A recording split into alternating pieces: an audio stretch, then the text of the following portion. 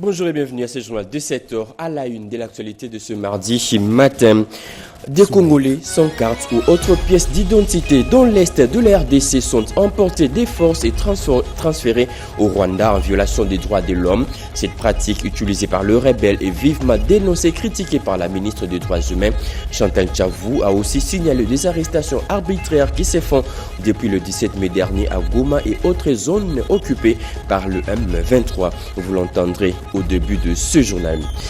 Également, au sommaire de votre recette, retour au calme dans la localité de Bassadi, à Bouta, de la province du Bas-Jouélé, après un conflit coutumier violent qui a déchiré des familles autour des questions de leadership.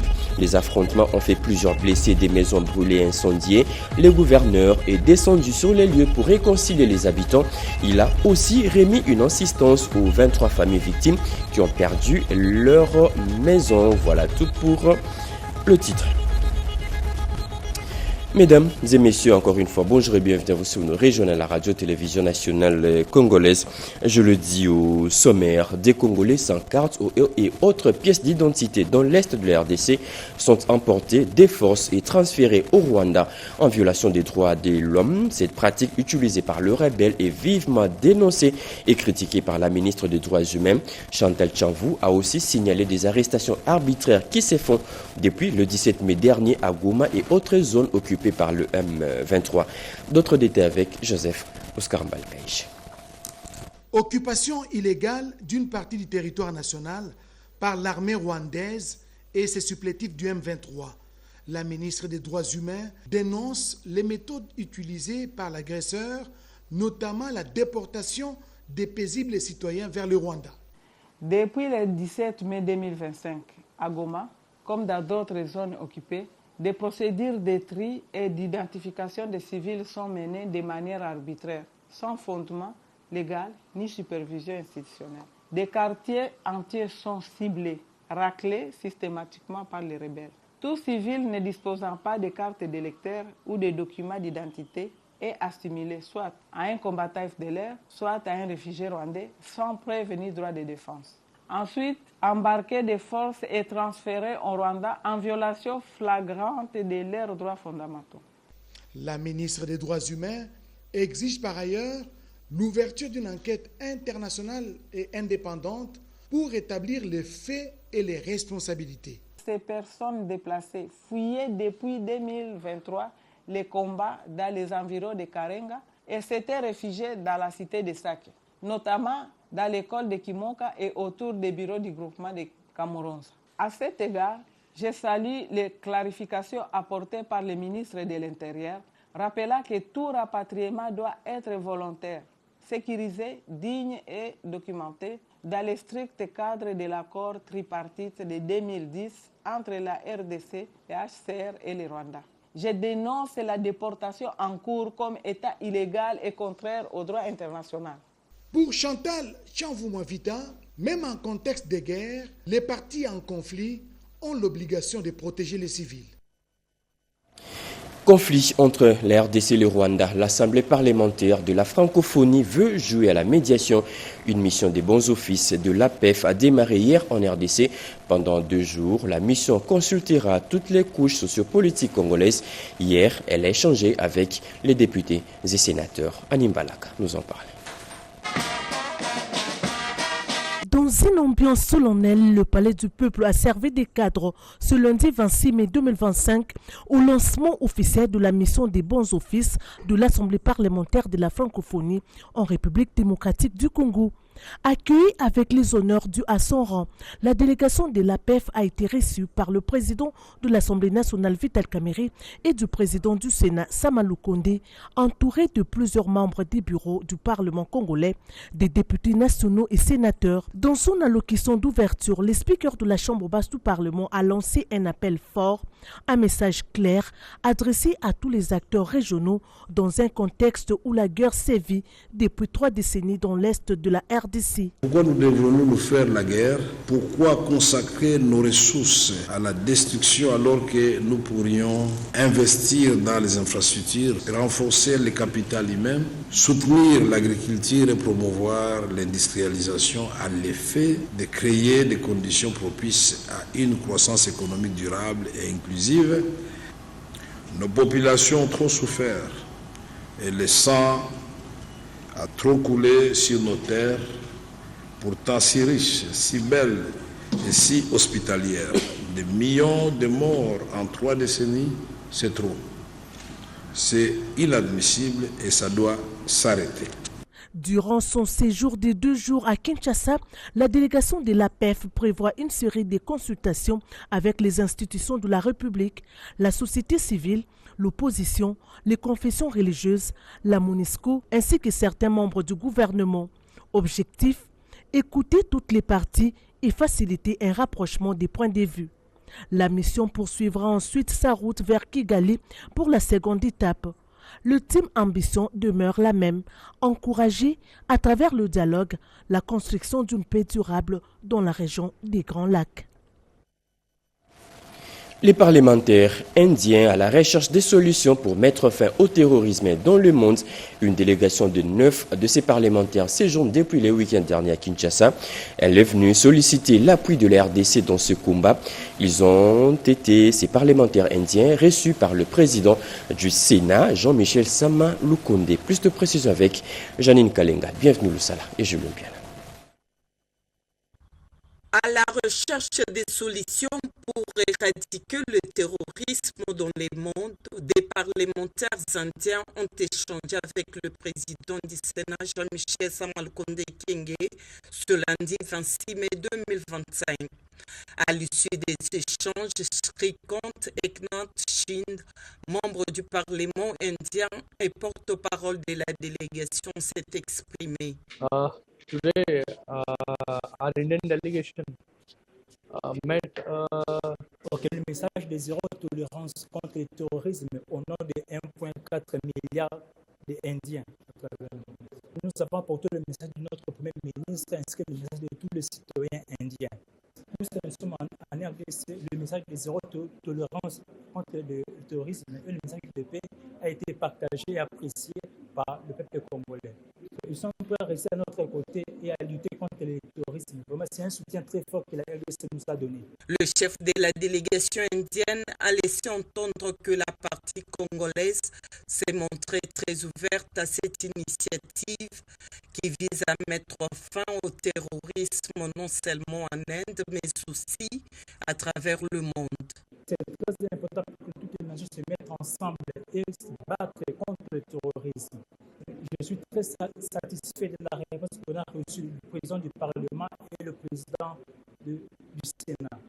Donc, le président de l'Assemblée nationale m'a rassuré qu'ils vont condamner ces attaques lors des sessions parlementaires. Donc, même à travers le monde, aux Nations Unies ainsi que l'Union africaine, ils vont condamner ces attaques qui s'est passées en Inde. Le message que nous avons apporté a été apprécié à travers le monde par les différentes nations. Par ailleurs, la délégation des parlementaires indiens souhaite que les Africains s'unissent à cet effort, d'autant plus que le terrorisme n'est pas vécu seulement en Inde. Il constitue une menace pour la sécurité mondiale.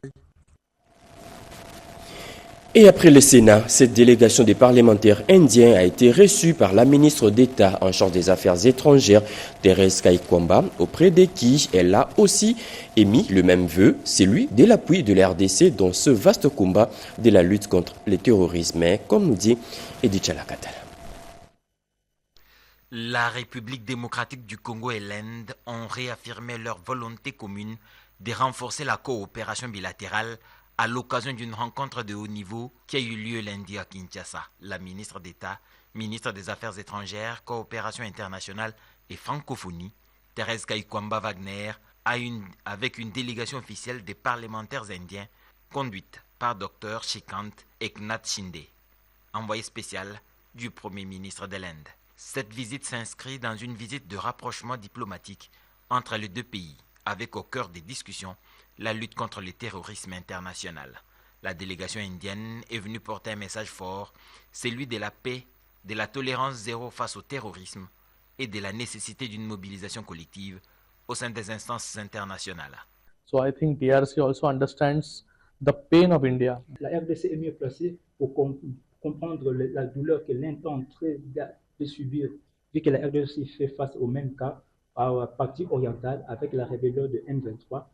Donc, c'est la raison pour laquelle nous sommes venus parler un peu du terrorisme en RDC, vu que la RDC est prête à comprendre la souffrance que le pays subit sur le plan du terrorisme. Le terrorisme, maintenant, on fait face ici, mais pas seulement pour l'Inde, mais c'est le monde entier. Je pense que le monde entier est prêt à se mettre ensemble pour combattre un commun accord le terrorisme. Que nous sommes ici pour mobiliser le monde entier du terrorisme que l'on est en train de souffrir. Il s'agit de mobiliser le monde entier pour leur parler du terrorisme que l'on est en train de subir. Et aujourd'hui, on est la grande puissance et nous sommes prêts à combattre le terrorisme. Au-delà des enjeux sécuritaires, les échanges ont également porté sur les perspectives de coopération élargie, notamment dans les secteurs du commerce, des investissements et d'autres domaines d'intérêt commun, illustrant la volonté des deux États de bâtir un partenariat stratégique durable. Un député européen charge de nouveau Paul Kagame et l'accuse comme principal agresseur dans la partie est de la RDC. Pour Thierry Mariani, le président rwandais doit faire l'objet d'un mandat d'arrêt international pour tous les crimes commis sur le sol congolais. Ce député européen l'a dit au secrétaire permanent de l'Union sacrée, André Mbata, qui, à son tour, a aussi exigé la délocalisation de la réunion de ministres de la francophonie prévue à Kigali. Robert Ndaye pour la suite. En séjour à Kinshasa dans le cadre des travaux de l'Assemblée parlementaire francophone, le député européen Thierry Mariani a échangé ce lundi 26 mai 2025 avec le secrétaire permanent de l'Union sacrée de la Nation, le professeur André Mbata Betoukoumé Soumango, sur les résolutions de la communauté internationale qui sont votées mais restent souvent inappliquées. Aujourd'hui, il faut très clairement que des sanctions fermes soient prises. Et moi, je n'ai pas honte de le dire. Je pense qu'il faut prendre des sanctions contre le principal coupable. Monsieur Poutine a un mandat d'arrêt de la Cour pénale internationale. La Cour pénale internationale a pris aussi des mesures très claires, par exemple contre contre le Premier ministre israélien. Est-ce que c'est bien, est-ce que c'est pas bien, j'en sais rien, mais en tout cas, au moins, il y a une étape. Aujourd'hui, il faut faire la même chose avec Monsieur Kagame. Pourquoi Monsieur Kagame, qui est responsable d'une agression, a une sorte d'impunité internationale? Les résolutions émanant soit des Nations Unies ou de l'Union européenne visent à résoudre des crises humanitaires, à instaurer la paix à l'est de la République démocratique du Congo. Mais pourquoi elles ne sont pas mises en œuvre, s'interroge Thierry Mariani. Le secrétaire permanent de l'Union sacrée, André Mbata Betoukoumé Soumango, lui propose la délocalisation de la réunion des ministres de l'Organisation internationale de la francophonie prévue en novembre à Kigali. Pour André Mbata, la RDC ne participera pas à cette réunion avec un pays agresseur. Ce serait une insulte vis-à-vis du peuple congolais. Vous condamnez le Rwanda au Conseil de sécurité des Nations Unies, vous condamnez le Rwanda au niveau de l'Union européenne, et d'autres pays accepteraient d'aller siéger, de dîner avec Kagame qui tue plus de 10 millions de morts à l'est de notre pays. C'est totalement inacceptable. Pendant ce temps, les Congolais de la diaspora vivant en Afrique du Sud sont descendus dans les rues de Johannesburg pour protester contre la politique de 2 poids 2 mesures. Elles exigent l'application stricte des résolutions et des sanctions contre Paul Kagame. La diaspora congolaise, l'Union sacrée de la nation, Afrique du Sud et Afrique australe, refusons la proposition de la France à participer aux négociations entre le Congo et le Rwanda. Nous disons non! Nous disons non! Tout porte à croire que les lignes bougent partout dans le monde pour que les résolutions prises soient de strictes applications pour le retour définitif de la paix en RDC. Et la marche continue pour la chef de l'exécutif. La première ministre poursuit sa tournée dans l'espace Grand Kassai. Judith Suminwa est arrivée hier à Chikapa, chef-lieu de la province du Kassai. À l'aéroport, les autorités provinciales et la population l'ont accueilli chaleureusement. Chimedondo. Il est 16h40 lorsque l'avion transportant la première ministre Judith Suminwa Tuluka atterrit sur le tarmac de l'aéroport de Chikapa, chef-lieu de la province du Kassai.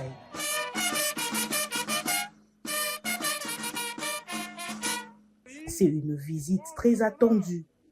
Pour sa première descente dans cette partie du pays, depuis sa domination, la chef du gouvernement a été chaleureusement accueillie par le gouverneur Crispin Mukendi, les autorités locales et des centaines d'habitants venus l'écouter.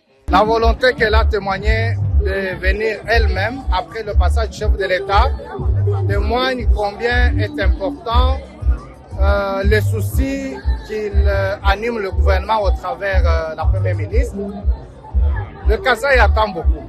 La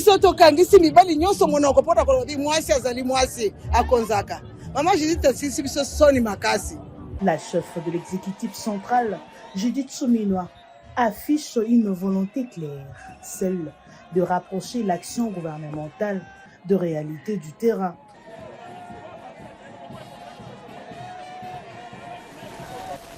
Le ministre de la Communication et Médias vient à son tour de réagir à la dernière sortie médiatique de l'ancien président de la RDC. Pour Patrick Mouyaya, Joseph Kabila est un homme du passé qui n'a rien à proposer aux problèmes actuels de la RDC. Toutes ces sorties sont des ratés et c'est contredit à chaque fois. Les porte-parole du gouvernement l'a dit au cours d'une émission diffusée hier sur nos antennes. Suivons un extrait de cette émission. Écoutez, hier vendredi, nous on était plutôt pris à notre rendez-vous hebdomadaire du Conseil de ministres où nous discutions des problèmes qui concernent les Congolais et de comment on y répond. Et il y a un des sujets qui est revenu notamment du niveau du ministère de l'Éducation où aujourd'hui nous sommes préoccupés à nous assurer que les enfants qui sont dans les territoires sous occupation puissent participer aux épreuves des examens d'État. Et donc nous nous sommes assurés que les frais qui doivent être payés par le parent puissent être couverts parce que nous sommes plutôt préoccupés par des questions de ce type-là. Et donc il n'y a pas, personnellement, je n'ai pas eu le temps de suivre parce qu'on était occupés à ce qui à nos yeux est plus important, mais parce que après on a vu les réactions de Congolais. Je pense que les réactions de Congolais qu'on a vues abondamment sur les réseaux sociaux disent tout de ce que le Congolais pense. En réalité, le président Kabila est un homme du passé. Et un homme du passé qui n'a absolument, dans le contexte actuel, rien à proposer pour l'avenir parce qu'on a vu sa première sortie d'abord dans le Sunday Times en Afrique du Sud où il a porté son soutien à un mouvement qu'il a lui-même combattu comme président. C'est un ensemble de contradictions qui ressortent, mais bon, nous sommes en démocratie, chacun libre de ses opinions. Nous, pour ce qui nous concerne, nous nous affairons à régler des problèmes qui, malheureusement, il n'a pas pu régler à l'époque. Et le plus important pour nous, comme gouvernement, c'est de nous assurer que chaque jour, nous avançons. Et hier, nous avons adopté un collectif budgétaire qui, malgré l'occupation de principales villes de l'Est, la RDC, n'a pas véritablement impacté sur les budgets parce que nous avons réussi à améliorer. Et dans ces budgets-là, qui sera présenté dans les mois prochains à l'Assemblée nationale, on s'est assuré par exemple qu'on a amélioré la solde de nos militaires et nos policiers, qu'on a accordé beaucoup de crédits pour tout ce qui concerne le programme de 145 territoires, parce que pour nous, les plus importants, c'est de répondre aux préoccupations et aux problèmes de Congolais à la base. C'est une réponse musclée de l'UDPS à la dernière sortie médiatique de l'ancien président de la RDC.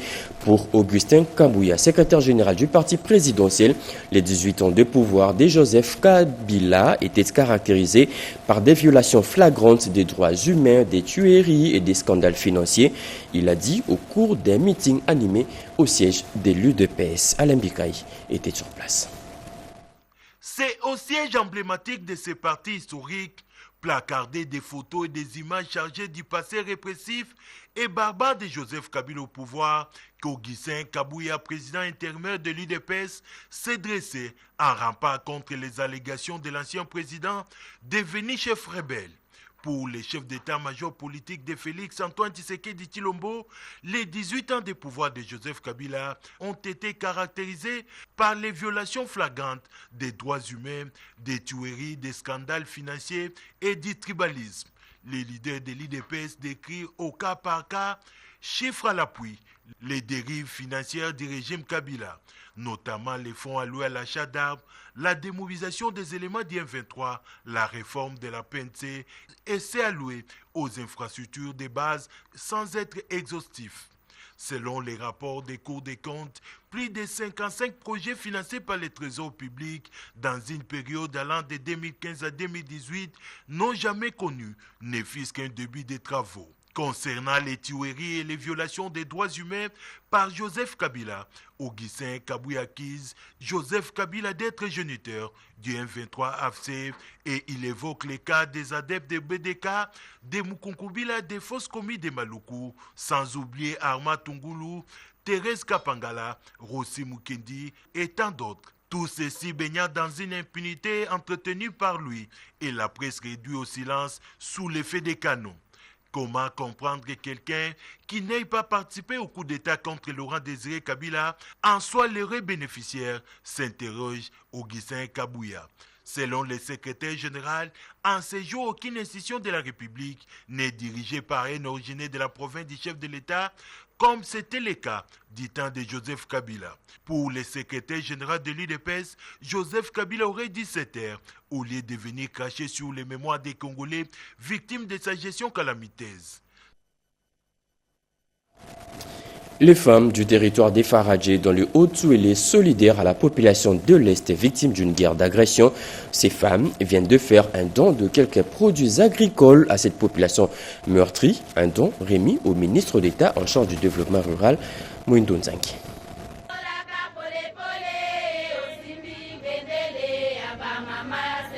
Dans les territoires de Ouacha, Jean Bakomi Togambu et Moïndo Nzangi Boutondo ont été reçus par la population rurale du secteur Kibali où le chef Dieudonné Sururu les a remerciés de les avoir honorés de leur présence dans son entité. Tour à tour, les deux personnalités ont électrisé la foule quant à la relance de l'agriculture pérenne comme soupape de sécurité pour le développement endogène. Les femmes rurales du secteur Kibali ont offert à leurs hôtes de produits agricoles récoltés et transformés localement. Plus loin, au chef-lieu du territoire de Faradje voisin, situé à environ 5 km de Ouacha, même ambiance malgré la pluie qui s'est invitée. Après le message du gouverneur Jean Bakomi Togambu sur la revanche du sol sur les sous-sols, garantie par l'ouverture des routes de dessertes agricoles, quelle n'a pas été la surprise agréable pour Moïndo Nzangi d'être chargé par la population de Faradje de parvenir sa contribution destinée aux compatriotes affectés par la guerre à l'Est. De face à la République démocratique du Congo, eza kaka affaire ya ba militaire te, eza affaire ya ba Congolais nyoso appuyé par des nabiso pour la maïmatali mboka. Message au Pessi, c'est un message important et ça me touche. Ezo la kisanga ke attaque au biso kwa za bitumba bino pe poza elongo na biso na kati ya malheur au tuza na ngona pays. Merci beaucoup pour la population de Faradji. Et votre message que vous venez de faire, vous ne savez pas son importance. Et beaucoup bakango après.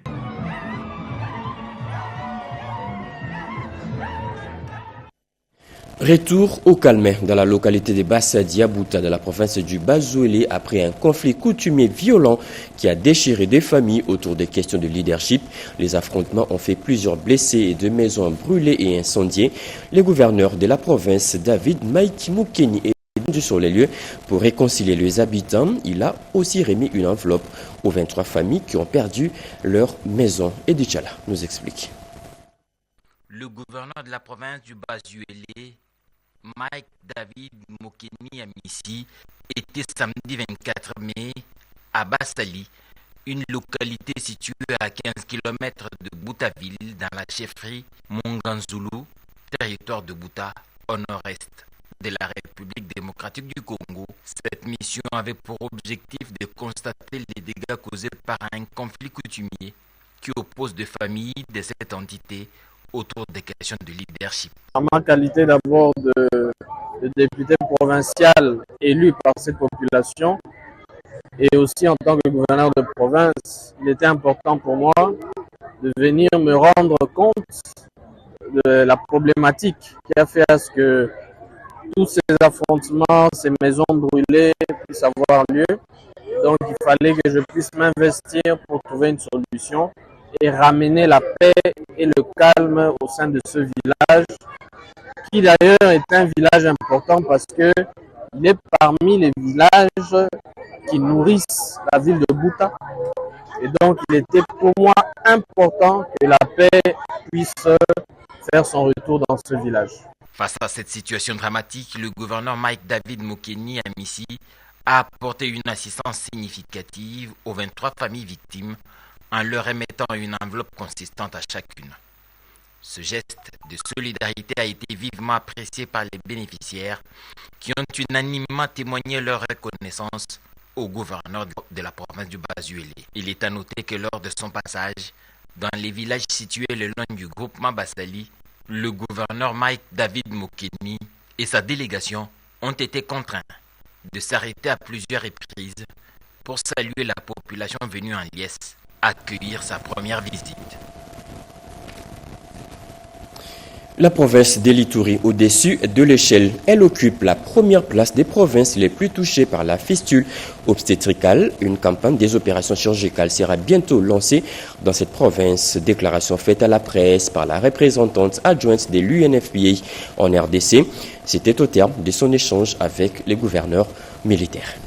La province de l'Ituri est parmi les provinces prioritaires pour les fonds des Nations Unies pour la population, UNFPA en sigle. Dans cette province sous état de siège, UNFPA, en collaboration avec l'administration militaire, travaille de manière particulière dans la lutte contre la mortalité maternelle à travers la prise en charge gratuite des femmes atteintes de fistule obstétricale. Chaque année, plus ou moins 200 femmes bénéficient de cette réparation, a laissé entendre Madame Noémie Dalmoté, représentante adjointe de UNFPA en RDC. Je voulais venir faire la célébration de la journée dans une province qui est très affectée par ces fléaux. La fistule obstétricale, c'est une condition qui isole les femmes. Elle est préventable, elle est aussi réparable. On peut faire des opérations chirurgicales. Et donc on est là avec les autorités, avec un peu cet accent sur les questions de mortalité maternelle, parce que dans 90% des cas de fistule obstétricale, l'enfant ne survit pas et très souvent aussi la maman a des complications très grosses ou risque d'arriver jusqu'à la mort. Donc c'est vraiment une des conditions à bloquer pour pouvoir améliorer la condition de la santé de la femme pendant la grossesse et renforcer la lutte contre la mortalité maternelle infantile. Cette organisation du système des Nations Unies envisage le renforcement du partenariat et des activités en Ituri dans le cadre de la mise en œuvre de son 6e programme de coopération avec la République démocratique du Congo. Et je suis très heureuse de pouvoir être là pour renforcer les partenariats et la collaboration dans le cadre de la mise en œuvre de notre 6e programme de coopération avec la République démocratique du Congo. Avec les représentants, on a choisi l'Ituri et le Tanganyika, qui sont les 2 premières provinces que j'ai visitées, parce que ce sont des provinces où on a beaucoup d'activités qui nous accompagnons avec une très bonne collaboration avec les autorités nationales. Notons que plusieurs femmes de la province de l'Ituri, dont celles qui sont victimes de violences sexuelles, bénéficient chaque année d'une prise en charge de la chirurgie obstétricale à l'hôpital général de référence d'Ibounia à travers UNFPA, qui apporte sa partition dans la lutte menée au quotidien par l'administration militaire, c'est de promouvoir le bien-être de la population tel que voulu par le président de la République, Félix Antoine Tshisekedi. Du 17 au 18 juin prochain, Kinshasa va abriter les assises du Forum financier de la RDC. Ces forums, organisés par la structure Think Tank, aura pour thème « Libérons le potentiel financier de la RDC ». Tous les enjeux de ces forums économiques dans ce reportage. La République démocratique du Congo ayant en permanence besoin d'une industrie financière à la hauteur de son potentiel, ce forum financier de haut niveau devrait, selon les attentes, repositionner le secteur financier comme vecteur central de transformation économique et de souveraineté nationale. La 2e édition de ce forum, organisée par le think tank RDC Stratégie sous le haut patronage du ministère des Finances, va développer un thème interpellateur intitulé « Libérons le potentiel financier de la RDC, une industrie financière compétitive, innovante, inclusive et souveraine ». C'est donc un programme ambitieux qui aura au menu, entre autres, des panels thématiques avec des experts nationaux et internationaux, des ateliers pratiques sur la dette publique, la régulation, l'innovation financière. À ce rendez-vous stratégique devraient prendre part près de 500 acteurs, parmi eux les dirigeants politiques, assureurs, fintech, opérateurs de mobile, institutions de microfinance, fonds de pension, banques, bourses, régulateurs, consultants, experts, universitaires et représentants de la société civile. Parmi les sous-secteurs stratégiques concernés, le financement des petites et moyennes entreprises, l'inclusion, la digitalisation, le développement du marché et la couverture des risques, la proximité, l'innovation, l'autonomisation, la bancarisation de masse et l'innovation locale, la retraite, sécurité sociale, fonds de pension et la mobilisation de l'épargne nationale et accès aux capitaux. Voilà l'essentiel des matières qui seront concrètement débattues. Démarrage hier lundi à Kinshasa du séminaire de renforcement de capacité des femmes entrepreneurs regroupées au sein de l'association Women Business sur l'exportation et importation dans la ZLECAf. Ces travaux de 5 jours visent à mettre fin aux obstacles auxquels les femmes entrepreneurs africaines se heurtent dans l'accès limité au financement de leurs activités. Avec de regards tout attentionnés, ces femmes entrepreneurs regroupés au sein de l'association Women Business RDC veulent de nouvelles connaissances afin d'inverser la donne dans les commerces transfrontaliers au niveau de la ZLECAf, qui constitue un grand marché commun pour accroître les échanges intra-africains avec une union douanière. Au cours de cette formation, ces femmes entrepreneurs seront outillées sur la réglementation des exportations sur le marché ZLECAf et comment y tirer profit. Cette formation vise aussi à doter ses participantes de tous les mécanismes nécessaires pour lutter efficacement contre les obstacles auxquels elles se heurtent, dont l'accès limité des financements, les tracasseries et les manques de formation. Donnant l'égo de cette formation qui va durer 5 jours, ces représentants du secrétaire général au commerce extérieur a déclaré que la ZLECAf constitue une opportunité stratégique pour les femmes entrepreneurs congolaises, car les commerces informels transfrontaliers est en grande partie entre les mains des femmes en Afrique. La ZLECAf représente une opportunité inédite pour nos entreprises et nos opérateurs économiques de conquérir de nouveaux marchés. Avec ces nouvelles connaissances acquises, ces femmes entrepreneurs seront bien préparées à exporter leurs produits au sein de cette sous-région, a fait entendre Betty Moulanga, présidente de Women Business Association RDC. À l'issue de la formation, nous voulons que les femmes soient préparées correctement dans l'exportation. Après Kinshasa, signalons que cette formation va aussi s'étendre dans d'autres provinces. Et pour finir, des travaux d'assainissement se font dans la commune de Kimbantseke, plus précisément au quartier Mukonka. Les jeunes volontaires de ces coins se sont lancés dans des travaux d'écurage, des caniveaux et autres. Objectif, rendre ces quartiers encore plus propres. C'est un reportage de Mamita Bangoulou. Les quartiers Mukonka situés le long de la route Mokali dans la commune de Kimbantseke fait face à d'importants défis en matière d'assainissement. Le travaux d'écurage des caniveaux, en commençant par le marché Mabanza jusqu'à l'avenue Tchundi, en passant par le terrain Siwabanza, ont été réalisés sur plus ou moins 5 km de longueur afin de prévenir les inondations récurrentes causées par les constructions anarchiques et les dépôts d'immondices dans les lits des rivières. De plus, l'état de délabrement avancé de la route Mokali, accentué par les érosions et les inondations, complique la circulation et aggrave les conditions sanitaires des habitants. Face à cette situation, une collaboration étroite entre les autorités locales, les partenaires techniques tels que la JICA et la population est essentielle pour améliorer durablement les conditions de vie par l'assainissement de la commune. Chaque jour, nous sommes en train de vivre avec les déchets dans nos quartiers, dans nos avenues. Compte tenu de cela, nous sommes censés, nous, en tant que la jeunesse, appeler à sensibiliser d'autres jeunes pour pouvoir lutter contre l'insalubrité dans nos différents quartiers. La police nationale congolaise a un regard particulier sur ces travaux d'assainissement en cours. Vous avez vu des policiers qui sont mis à curer les caniveaux. Et c'est un exemple que nous montrons à la population. Là, les policiers se sont mis au travail. Ils ont curé pratiquement le caniveau et on a enlevé les sachets et tout ça. Donc la collaboration, c'est à 2 niveaux. Au niveau des forums de quartier et au niveau du travail souterrain. Signalons que les efforts engagés à